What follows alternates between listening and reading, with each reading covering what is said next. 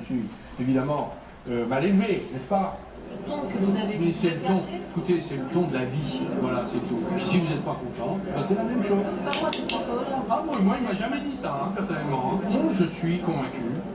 Et vous voyez, on peut l'être dans un gouvernement. C'est pas si fréquent. Eh bien, c'est une nouveauté. C'est le petit aiguille peut-être nécessaire pour le gouvernement. Je l'appellerai le Mistral. Pourquoi? Il fait du vent. Il veut la place du calife. Arnaud Montebourg est difficilement contrôlable. Parfois un effort, parfois des sorties.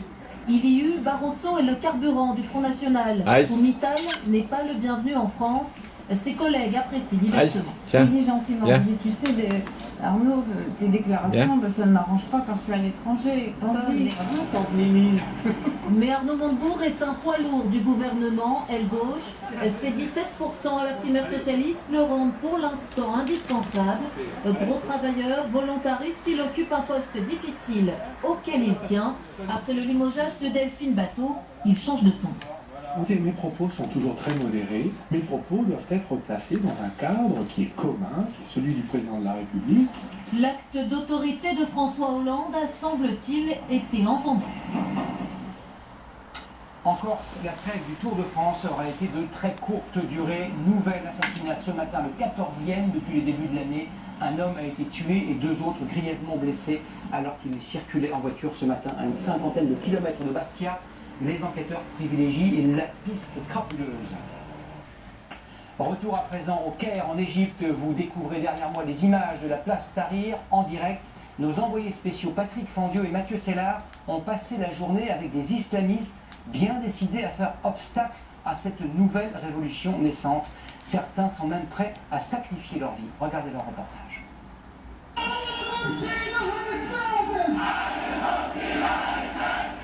Jamais sans Morsi, le cri de ralliement d'une foule islamiste chauffée à blanc à l'heure de l'expiration de l'ultimatum de l'armée au président.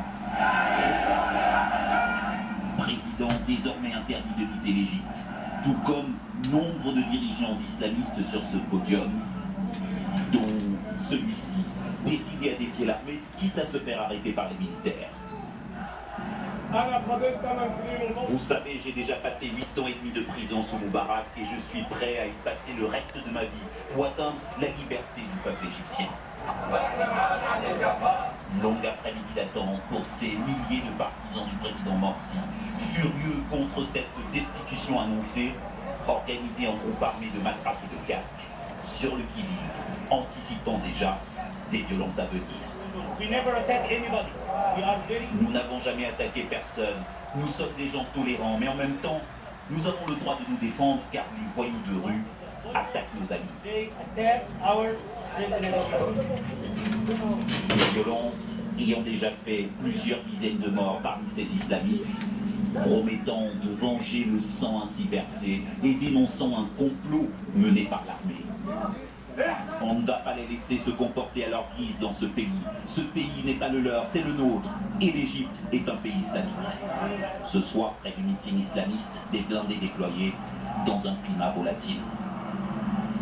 Retour à l'actualité française avec les suites de l'affaire de la BAC Nord de Marseille. 9 mois après la dissolution de cette brigade anticriminalité, l'heure est aux sanctions. 8 policiers comparaissent jusqu'à vendredi devant le conseil de discipline.